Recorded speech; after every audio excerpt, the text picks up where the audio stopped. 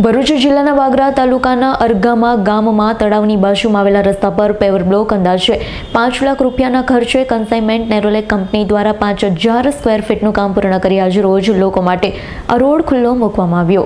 આજરોજ ભરૂચ જિલ્લાના વાગરા તાલુકાના અરગામા ગામમાં તળાવની બાજુમાં આવેલા રસ્તા પર પેવર બ્લોક અંદાજે 5 લાખ રૂપિયાના ખર્ચે કન્સાઇનમેન્ટ નેરોલેક કંપની દ્વારા 5000 સ્ક્વેર ફીટનું કામ પૂર્ણ કરી આજરોજ લોકો માટે આ રોડને ખુલ્લો મૂકવામાં આવ્યો।